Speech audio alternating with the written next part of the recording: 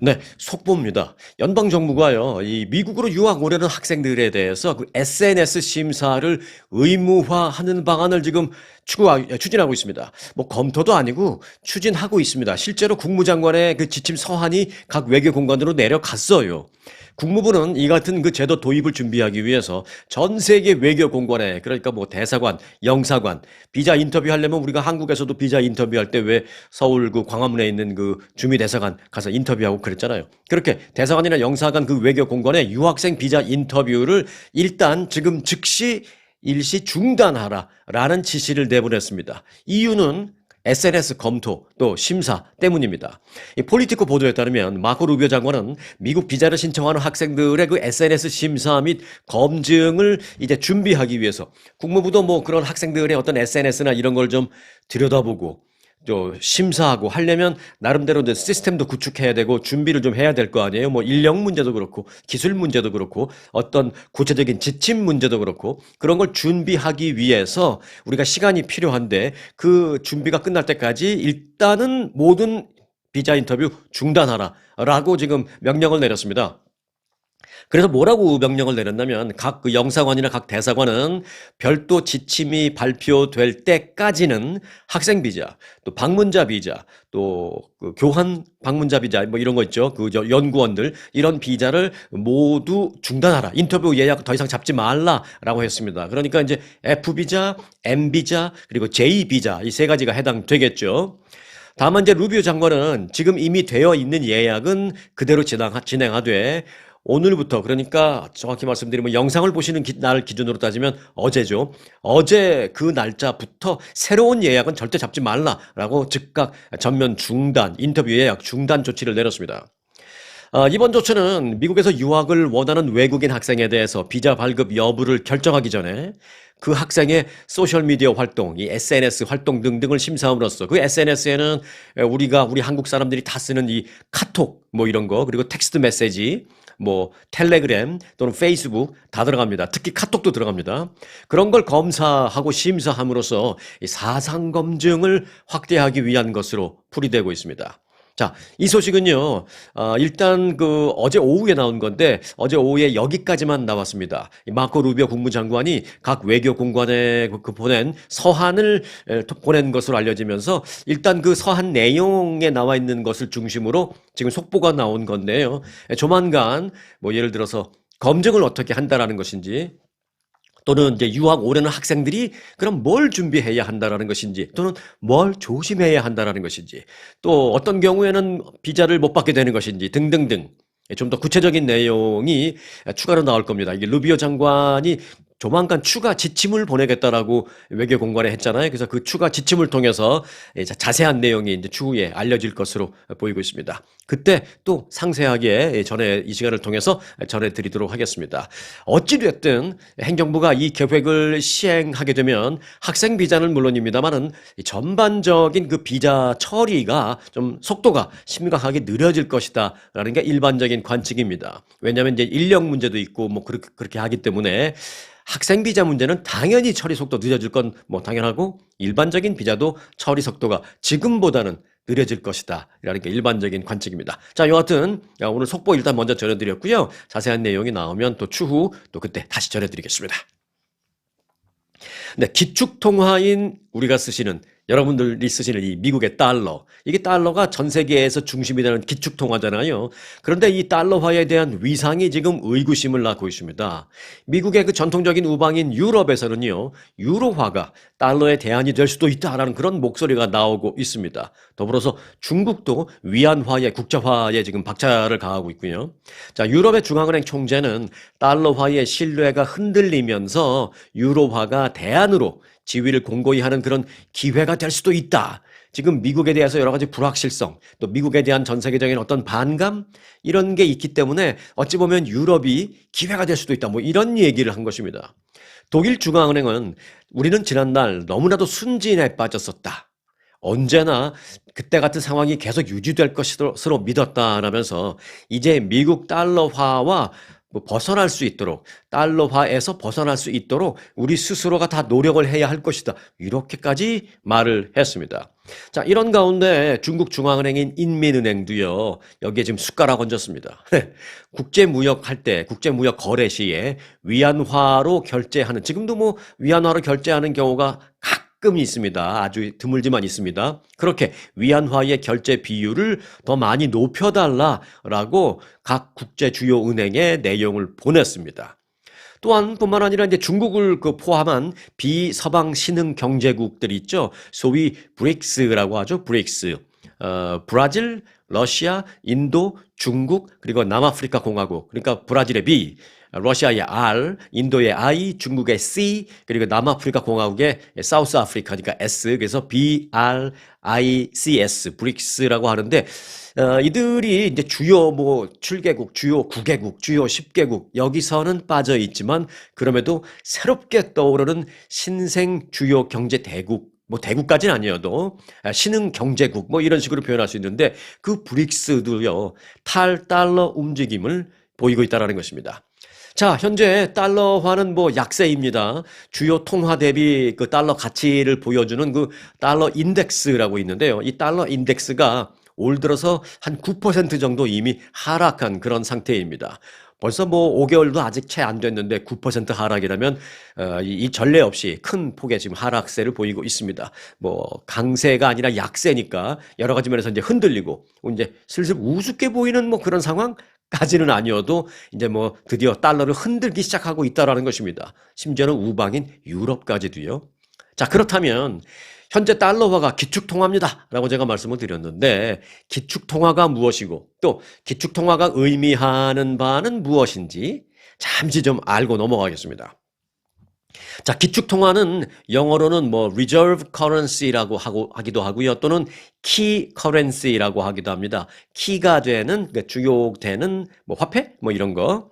국제 거래에서 기준이 되는 통화를 의미하는 것입니다. 세계 무역, 금융, 또 외환 보유 그리고 상품 거래 등에 있어서 주로 사용되는 화폐 달러입니다. 아직까지는. 그리고 이제 다른 나라들이 외환 보유고로 기본적으로 가장 많이 보유하려고 하고 있는 그런 것들이 결국은 이제 아직까지는 달러입니다. 왜? 달러가 가장 안전하고 믿을 수 있다라고 아직까지는 그래도 그렇게 여겨지니까 각 나라가 외환을 보유할 때 이제 달러를 먼저 보유하죠. 뭐 금이나 또는 달러 이런 식으로. 자, 그럼 기축 통화의 역할은 무엇이냐? 첫 번째, 국제 무역의 기준 통화입니다. 예를 들어서요, 뭐 한국이 사우디아라비아에서 석유를 수입할 때 석유를 받고 돈을 주잖아요. 그 돈을 한국이 수입한다고 사우디아라비아한테 원화를 주는 거 아니지 않습니까? 그렇다고 뭐 사우디의 화폐 뭐 리알화로 주는 것도 아니고요. 그때 한국하고 사우디가 거래하지만 그 두 나라만은 또 어찌 보면 아무 상관도 없는 미국의 달러로 주고받고 하잖아요. 그래서 이제 세계 이제 무역의 기축이 되는 게 그게 이제 달러다라는 얘기고요. 자, 두 번째 기축통화의 역할, 외환 보유고로 보유되는 그런 화폐입니다. 앞서 말씀드렸죠. 어떠한 상황에서 달러만큼은 믿을 수 있다라는 어떤 상징적인 그런 믿음이 있기 때문에 달러화를 외환 보유고로 각 나라들은 가장 많이 보유합니다. 뭐 달러만 보유하는 게 아니에요. 예를 들어서 무슨 뭐 유로화도 어느 정도 보유하는 경우도 있고 뭐 일본의 엔화를 조금 보유하는 그런 나라들도 있고 합니다. 자, 기축통화의 역할 세 번째, 국제금융의 중심화폐입니다. 국제 채권, 대출, 뭐 투자 대부분이 미국 달러 기준으로 이루어집니다. 자, 그러면 여기까지는 이제 뭐 금방 아실 텐데 그렇다면 왜 달러가 기축통화인가? 아직까지 뭐 그런 문제입니다. 이걸 알아야 달러를 흔드는 것에서 좀 막을 수 있기 때문입니다. 자, 1944년에 체결된 브레튼 우주 협약이 있습니다. 그 브레튼 우주 협약 이후에 그 체제 때문에 이 금과 연동된 달러가 세계 통화의 중심이 됐습니다. 그때부터 1944년부터. 그 이유는 미국 경제의 규모와 안정성이 전 세계 어느 나라보다도 가장 크고 가장 안정됐기 때문에 가장 안정된 자산이라고 일컬어지는 금과 이 달러화를 이제 연동시킨 것입니다. 금이 뭐 1아운스에 얼마야 할 때 1아운스에 얼마냐를 뭐 몇 천 원이야, 몇백 원이야 또는 몇 엔이야 뭐 이렇게 안 하죠. 뭐 달러로 얼마라고 하죠. 그리고 나서 이제 이 달러를 다시 원화로 환산해서 아, 그러면 원화로 얼마야. 이렇게 얘기하잖아요. 그러니까 금과 직접 연동시키는 유일한 화폐는 지금은 달러입니다. 자, 신뢰가 그만큼 높기 때문이다라는 의미죠. 여하튼 최근 들어서 유럽은 유럽대로 유로화를 기축통화로 하고 싶어 하고요. 심지어 중국까지 나서서 이 위안화를 기축통화로 하자. 아니, 뭐 기축통화까지는 아니어도 앞서 말씀드린 대로 무역 거래할 때 우리 중국의 위안화로 거래하는 케이스를 좀 더 많이 늘리자. 뭐 이런 얘기를 자꾸 하면서 달러를 흔들고 있는데요. 이는 기축통화를 가진 국가의 여러 가지 사실상 이점이 있기 때문입니다. 자, 그럼 기축통화를 갖고 있는 그 미국의 달러, 즉 그 나라 미국, 어떤 이점이 있는지 끝으로 잠시만 보겠습니다. 어찌 보면 이게 제일 중요하죠. 자, 1. 통화 발행의 특권입니다. 통화 발행의 특권. 세계가 달러를 다 원하기 때문에 미국은 미국 화폐를 발행해서 국제 거래를 할 수 있다라는 것입니다. 그래서 통화를 찍어낼 때 뭐 그렇다고 뭐 마구잡이로 찍어낸다는 건 뭐 안 되겠습니다만은 미국은 정말 미국이 마음 먹으면 찍어낼 수 있습니다. 네. 다른 나라는 그 미국의 달러화에 맞춰서 통화량을 이제 발행을 해야 하지만 미국은 미국의 달러 화폐가 전 세계의 기준이 되는 거니까 일단 뭐 찍고 싶으면 찍을 수 있습니다. 통화 발행의 특권이라고 부릅니다. 그래서 자, 두 번째 이점, 국채 수요가 꾸준하다라는 이점이 있습니다. 다른 나라들이 외환 보유고로 이제 미국 국채를 많이 삽니다. 그렇기 때문에 낮은 금리로 미국은 빚을 낼 수가 있습니다. 이 얘기는 뭐냐면 미국 국채를 사겠다는 사람들이 많으니까 그들에게 국채를 팔면서 뭐 낮은 금리로 이제 돈을 빌릴 수 있다라는 것이죠. 자, 뭐 판다는 것이 그 사람들 돈을 받는 거니까 일종의 빌리는 거죠. 나중에 국채를 가져오려면 뭐 갚아야 되는 거니까 이제 그래서 이제 빌린다는 표현이 쓰이는 건데, 자, 세 번째 환율 리스크의 감소입니다. 참 이게 중요합니다. 대부분의 거래가 미국 달러로 이루어지기 때문에 환차손 우려가 미국은 거의 없습니다. 예를 들어서 한국의 경우를 보면 이해가 쉬우실 겁니다. 한국의 경우에 기축통화가 이제 뭐 원화가 아니기 때문에 각종 무역 거래 시에 달러가 예를 들면 뭐 강하면 강한 대로 또 약세면 약세인 대로 그때마다 이 달러로 받은 돈의 가치가 달라지니까 어느 때는 좀 더 많은 이익을 받기도 했다가 또 어느 때는 뭐 손해를 보기도 했다가 그런 어려움을 겪게 된다라는 것입니다. 뭐 1달러가 한국 돈으로 뭐 1,400원일 때도 있고 1달러가 뭐 1,000원일 때도 있고 뭐 이렇게 바뀌잖아요. 물론 이제 그 달러가 강세일 때 한국에서도 득 보는 회사가 있고 손해 보는 회사가 있지만 뭐 어느 회사가 득, 어느 회사가 손해 이걸 떠나서 그만큼 어쩔 때는 손해도 보고 어쩔 때는 이익도 보고 이게 있다라는 것이죠. 한국에서는 기축통화가 아닌 그런 나라에서는. 그래서 전 세계의 기축통화인 미국 달러를 사용하는 미국만큼은 그런 걱정을 할 필요가 없다라는 것입니다. 자, 그런 거 보면 이 대한민국은 여러 가지 어려움 속에도 그래도 세계 10대 경제 대국으로 올라섰다라는 것을 보면 참으로 대단하다라는 생각이 듭니다. 정말 각종 어려움 속에서도 우리가 흔히 우리 한국에서 이제 공부할 때 그런 얘기 들었잖아요. 뭐 석유 한 방울, 기름 한 방울 안 나는 나라 뭐 이런 식으로 이제 우리가 이제 많이 얘기를 하면서 그래서 공부를 해야 돼 뭐 이렇게 많이 했죠. 그 뭐 석유 한 방울 안 나는 그런 나라인데 거기다가 이 기축통화도 아니어서 툭하면 환율 때문에 손해도 보기도 하고 이익도 보기도 하고 막 이런 여러 가지 어려움 속에서 한국은 세계 10대 경제 대국에 올라섰습니다. 10등 할 때도 있고 9등 할 때도 있고 막 그래요. 그런 거 보면 참 대단하죠. 자, 여하튼 뭐 기축통화 얘기하다가 여기까지 갔는데 전 세계 어딜 가도 다 통하는 달러, 그 기축통화를 지금 유럽이나 중국이 자꾸 흔들고 있다라는 뉴스를 말씀드리면서 이 기축통화라는 게 도대체 뭔지 왜 좋은 건지 그 얘기까지 좀 살펴드렸습니다. 자, 어딜 가도 다 통하는 그 달러를 사용하시는 그런 나라에 사시는 여러분들은 복 받은 겁니다. 네, 미국의 대표적인 저비용 항공사 하면 떠오르는 항공사가 있나요? 네, 사우스웨스트, 뭐 저비용까지는 아니어도 뭐 합리적인 가격이죠. 이 사우스웨스트 항공이 기존에 그 2개까지 무료였던 그 위탁 수화물의 요금을 결국은 부과하기로 했다라고 어제 밝혔습니다. 자, 사우스웨스트 항공은 가방 한 개는 $35, 그리고 두 번째 가방은 $45를 부과하겠다라고 밝혔습니다. 하지만 어제부로, 그러니까 이 부과는 오늘부터입니다. 영상 보시는 날짜 기준 오늘부터 이제 돈을 차지하는데, 예를 들어서 어제까지 이미 예약이 되어 있는 그 사람들은 기존에 뭐 서비스, 그저 무료 서비스로 이제 다 예약할 때 다 수화물 2개 붙였잖아요. 근데 그 사람들은 뭐 그대로 그냥 해주겠다라는 것입니다. 소급 적용해서 받지 않겠다라는 것입니다. 자, 여하튼 사우스웨스트 항공은요, 그동안 수화물은 공짜라는 광고를 내세우면서 차별화된 전략을 고수해 왔었습니다만은 창립 이래 지금까지 계속 유지해온 그 핵심 서비스, 무료 수화물 서비스가 결국은 종식을 고하게 되었습니다.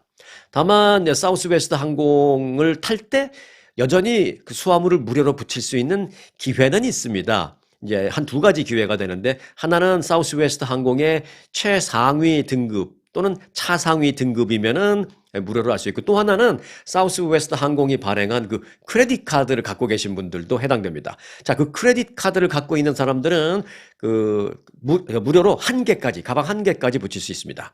자, 그리고 이 등급이 있는데 사우스웨스트 차상위 등급인 사람들은 역시 1개 붙일 수 있고요. 그리고 사우스웨스트 항공의 VVIP, 소위 최상위 등급 레벨의 그 멤버들은 2개까지 여전히 무료로 붙일 수 있다라고 합니다. 네, 다음 달 워싱턴 DC에서 문을 여는 사교 클럽. 제가 한 2주 전인가요? 보도해 드린 적이 있죠. 이기제큐티브 브랜치라는 사교 클럽이 다음 달에 생깁니다. 워싱턴 DC에서. 그런데 그거는 트럼프 대통령의 아들을 중심으로 해서 생기는 사교 클럽입니다.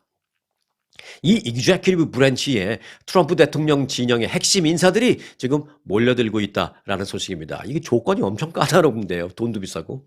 뉴욕타임즈에 따르면 이 사교 클럽은 트럼프 진영 내에서도 부유층만을 위한 폐쇄적인 공간입니다.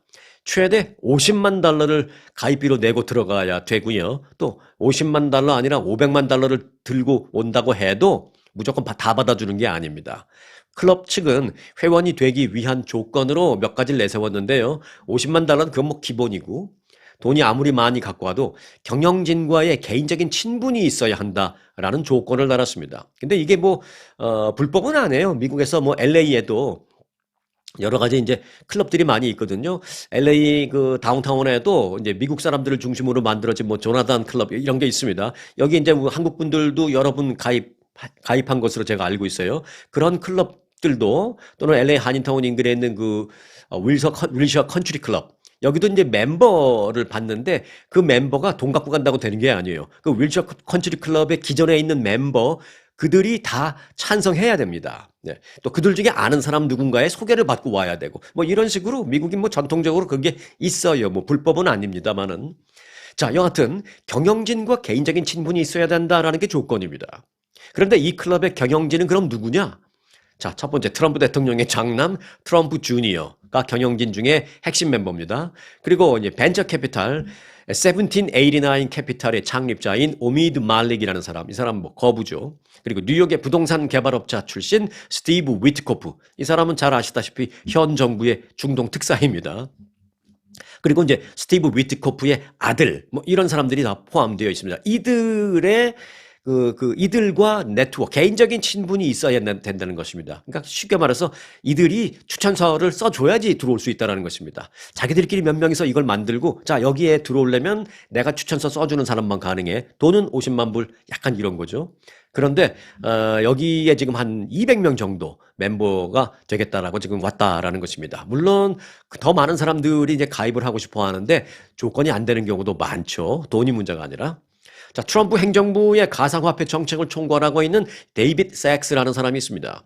이 암호화폐 거래소, 암호화폐 거래소에 총괄하는 그런 사람인데, 이 데이빗 섹스라는 사람도 여기 포함되어 있고요. 그리고 코인 거래소인 제미나이를 설립한 윙클보스 형제 등도 여기에 이름을 올렸습니다. 가입했어요. 데이빗 섹스는 자, 우리 그 사격 클럽에 가입하게 되면 내 옆 테이블에 앉은 사람이 혹시 가짜뉴스 기자 아냐? 나 말 조심해야 되는 거 아냐? 이런 걱정할 필요가 없다라고 말하면서 또 예를 들어서 이 안에 무슨 우리가 믿을 수 없는 우리와 좀 적대적인 로비스트 들어와 있는 거 아냐? 우리 정복해내려고 들어와 있는 거 아냐? 이런 걱정할 필요가 없다라고 말했습니다. 그러면서 우리 이기제큐티브 브랜치라는 사교 클럽은 일단 기자는 받지 않는다. 기자는 출입 금지다라고 말했습니다. 그리고 전부 다 우리 편이다라고 말했습니다. 그래서 이 안에서는 마음대로 마음껏 이렇게 얘기해도 걱정할 거 없다라는 것입니다. 왜? 들어오는 멤버를 우리 경영진이 일일이 다 심사숙고해서 믿을 수 있는 내 편만 오케이해서 조인시키니까 걱정할 필요 없다는 것이죠. 자, 미국 정치를 움직이는 워싱턴에는 예전부터 입법부, 행정부, 그리고 언론계 인사들이 친분을 쌓는 이 회원제 사교 클럽 많이 있었습니다. 뭐 지금도 많이 있고요. 그런데 지금 이 이기제큐티브 브랜치는 지금까지 있어왔던 여러 가지 사교 클럽과는 조금 결이 다릅니다. 왜냐하면은 지나치게 정치색이 있다라는 것이고요. 뭐 정치색이라는 표현이 좀 그렇다면 지나치게 친 트럼프 성향의 사람들만 가입할 수 있다라는 점입니다. 그러면 다른 것도 많이 그럴 텐데라고 말씀하실 수 있습니다만은 사실은 이제 지금까지 있는 사격 클럽은 대부분 특히 정치적인 문제에 있어서는 조금 열려 있는 그런 게 대부분입니다. 백악관 인근에서 무려 1863년에 설립된 100년도 훨씬 넘은 한 60년쯤 됐죠. 1863년에 설립된 메트로폴리탄이라는 사교 클럽 있습니다. 그리고 1878년에 문을 연 코스모스 클럽이라는 또 사교 클럽, 이런 클럽들도 정치색은 띄지 않고 있습니다. 기존 사교 클럽들은 특정 정파나 특정 정당을 중심으로 한 폐쇄적인 운영과는 좀 거리가 있게 운영되어 왔던 것이 사실은 대부분입니다.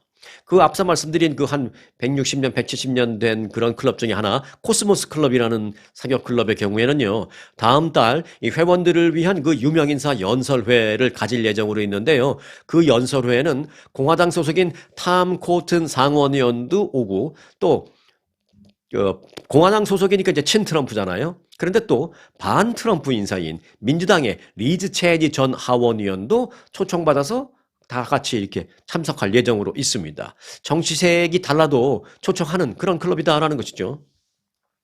미국 대통령 6명을 회원으로 두었던 앞서 말씀드렸던 그 메트로폴리탄이라는 사교 클럽은 최근에 그 공영방송 PBS의 다큐멘터리로 유명한 켄 번스 감독을 초청하기도 했습니다. 이 켄 번스 감독은 PBS의 감독인데 상당히 좀 반트럼프 성향이 있는 그런 사람이에요.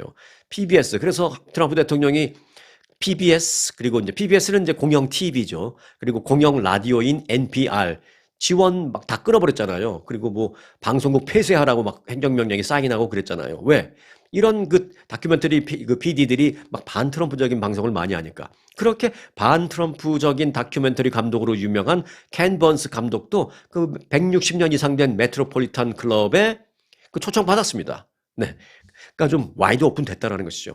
최근에 문을 연 또 다른 신생 사교 클럽이 있는데요. 그 클럽도 정치 성향이나 지지 정당과는 회원 가입 조건에 해당이 관련이 없다. 연관이 없다. 이런 걸 아예 걸었습니다. 네. 그리고 이제 올해 1월에 개업한 네드스 클럽이라는 그 또 역시 사교 클럽도 있는데 거기 회원 명단을 보면요.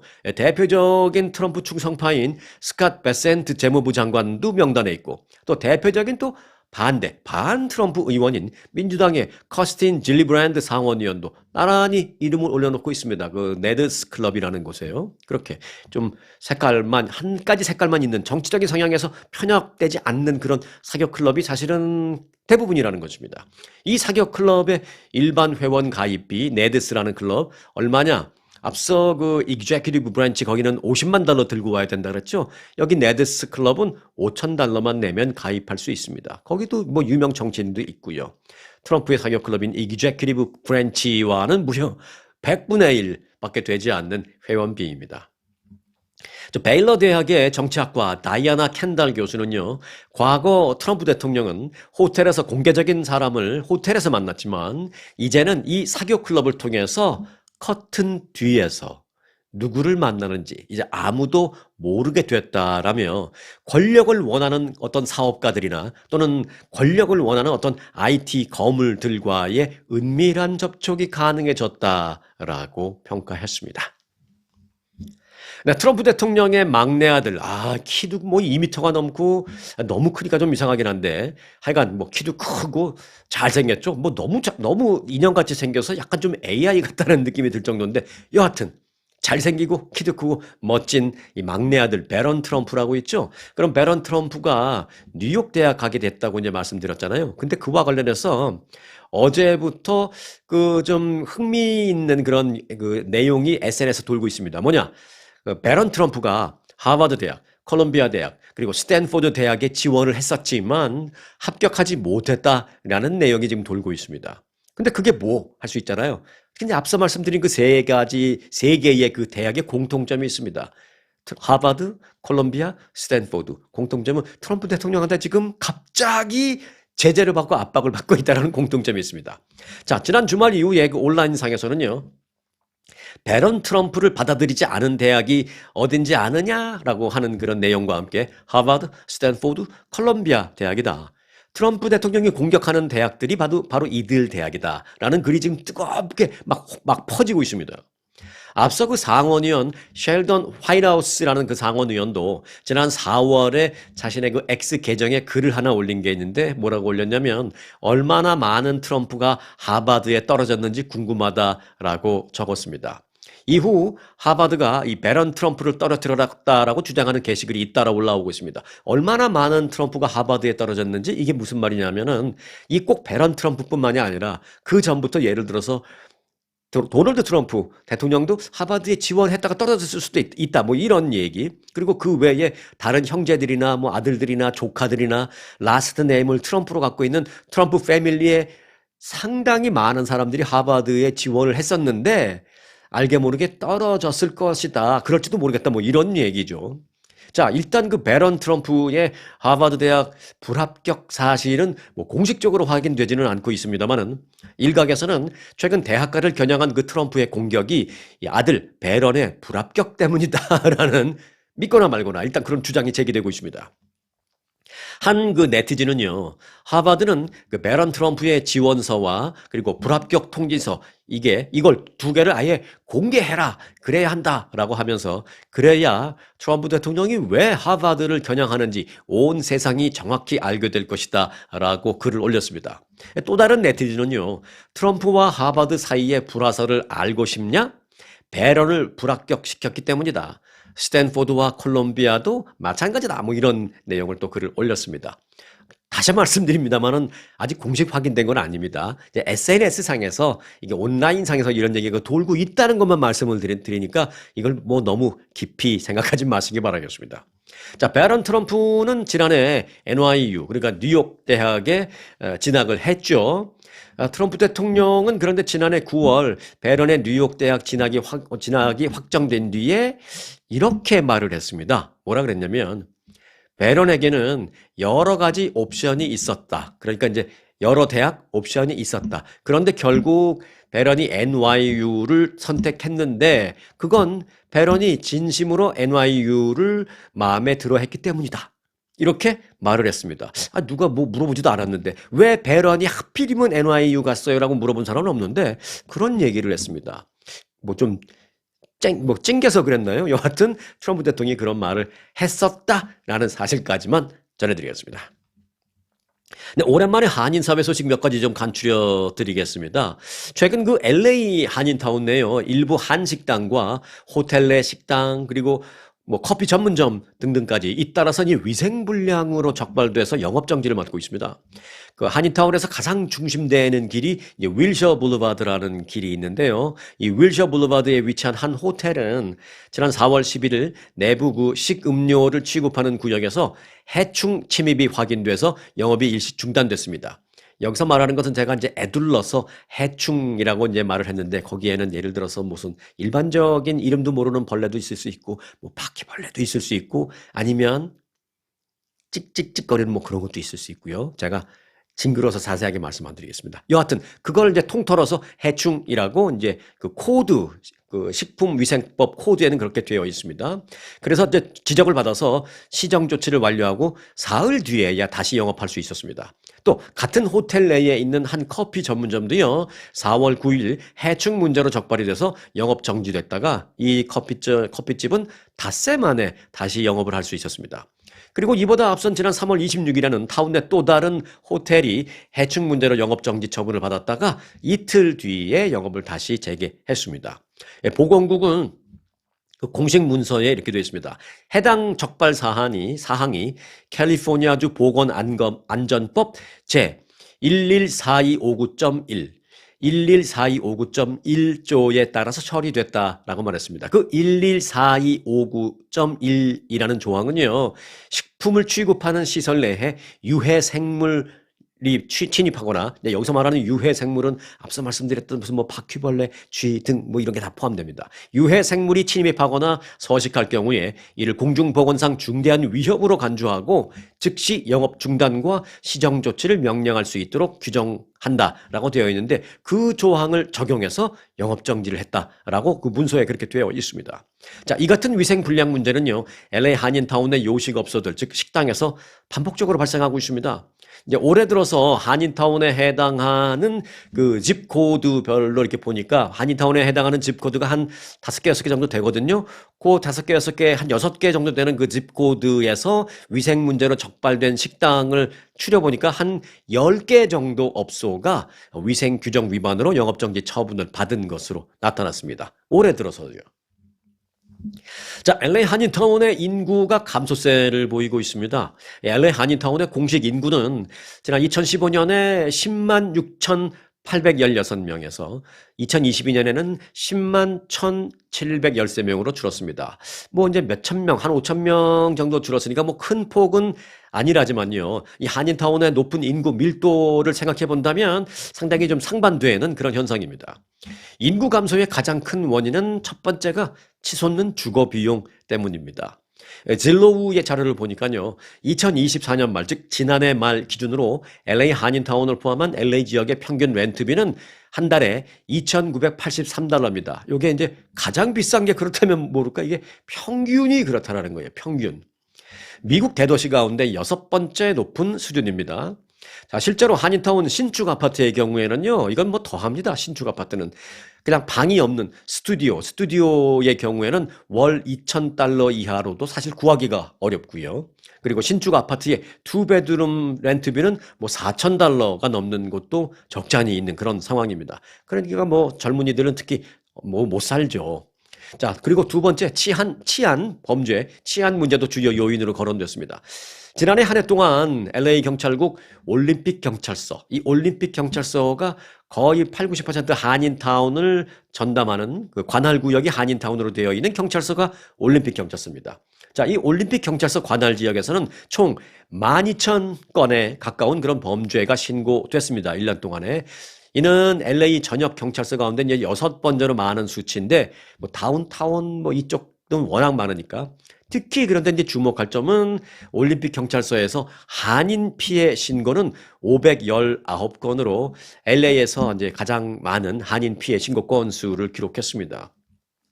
그 밖에도요, 교통 문제, 뭐 교육 문제, 뭐 또 좋은 학교가 또 한인타운에는 없으니까 교통 문제, 교육 문제, 그리고 주차나는 문제, 이런 등등 여러 가지가 제기됐습니다.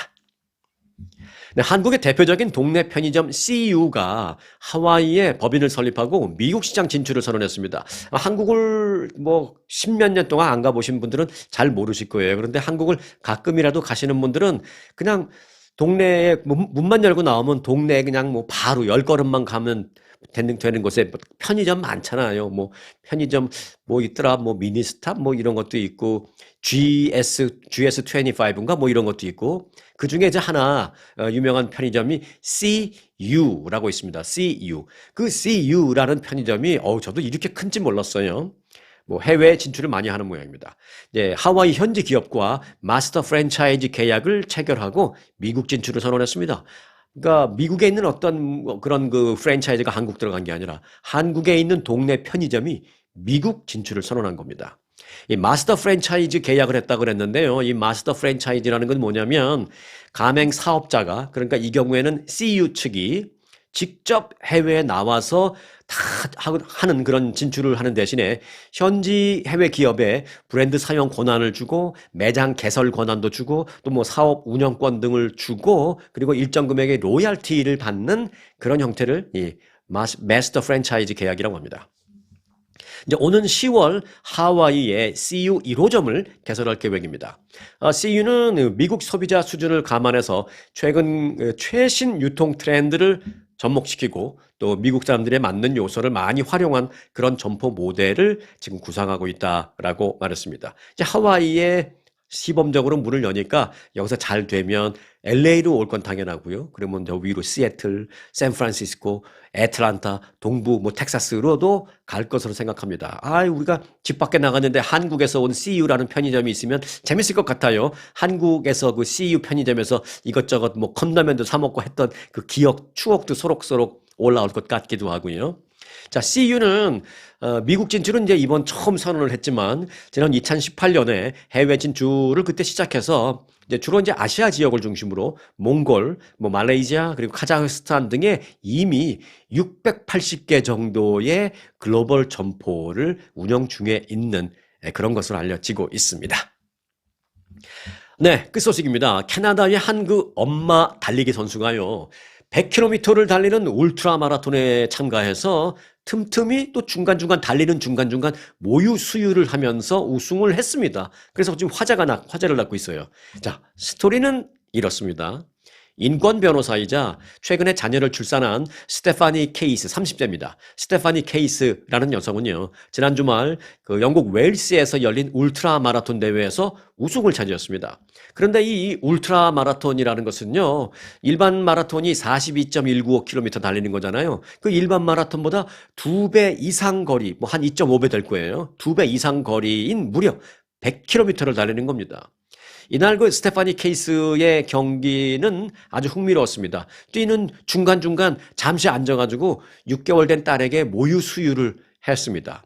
그리고 아기 때문에 출발하기 전에도 아기가 막 울고 그래서 이제 모유 수유를 하느냐고 다른 경쟁자들보다 거의 한 30분 늦게 출발을 했습니다. 그러고도 마지막 결승선을 통과할 때는 1등으로 통과하면서 우승을 했다는, 그래서 엄마의 강인함을 보여줬다는 그런 스토리입니다. 평소 꾸준히 울트라 마라톤에 참여했던 이 케이스는요, 최근에 딸을 낳았고 3년 만에 대회에 다시 참가했습니다. 케이스는 경기 중간중간 여러 차례에 걸쳐서 딸에게 모유 수유를 하고도 100km를 16시간 53분 22초, 16시간 53분 22초 만에 완주하면서 우승을 했습니다. 엄마는 용감했다. 뭐 이런 말은 우리가 이제 많이 들었죠. 근데 뭐 엄마는 용감했다 정도가 아니라요. 엄마는 정말 위대했다. 라는 말을 정말 해주고 싶네요. 그분에게. 자, 오늘도 위대한 엄마들, 그리고 두 번째로 위대한 모든 아빠들 즐거운 하루 되시기 바라겠습니다. 오늘 영상 여기서 마칩니다.